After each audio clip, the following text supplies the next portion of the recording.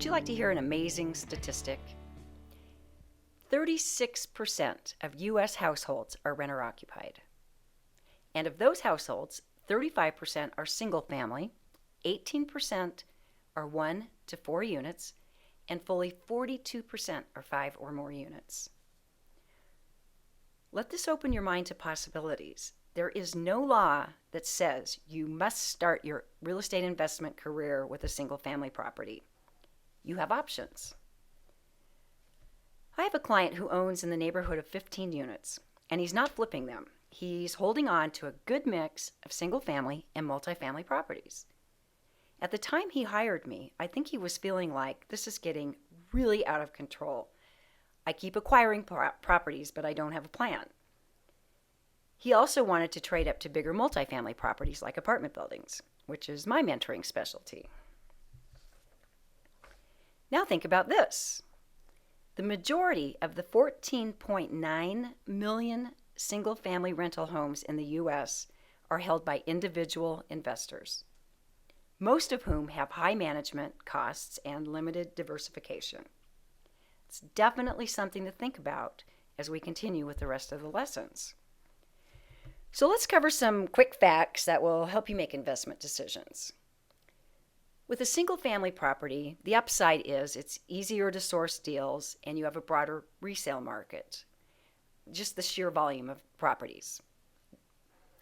There's a smaller learning curve, and with experience, you can move up to larger deals.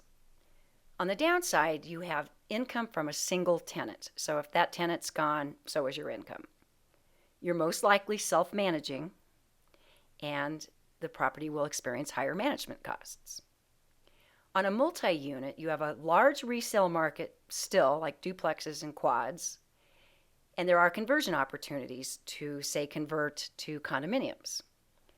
You'll find more financing options for owner-occupants, and often a smaller down payment. So let's say you buy a quad, you live in one unit, and you rent the other 3 out.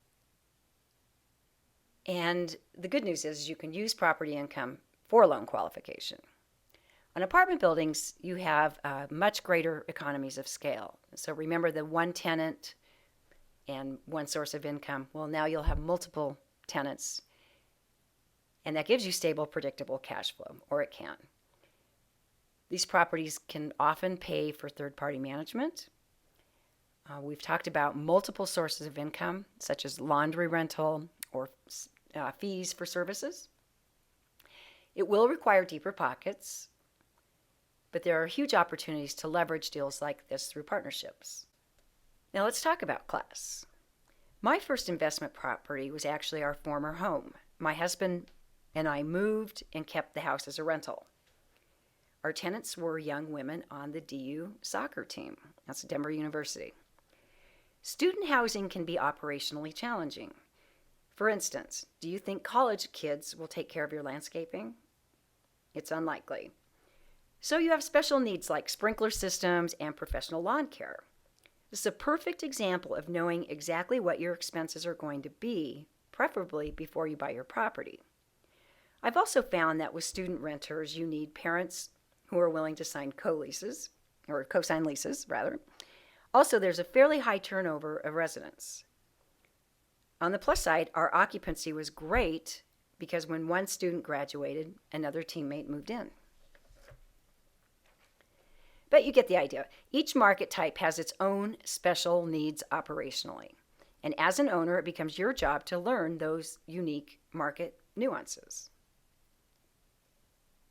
You'll hear people categorize both investment markets and different property types as Class A, Class B, Class C, and sometimes Class D.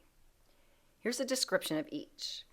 Class A properties have the newest and latest amenities. They were built in the last 10 years or so.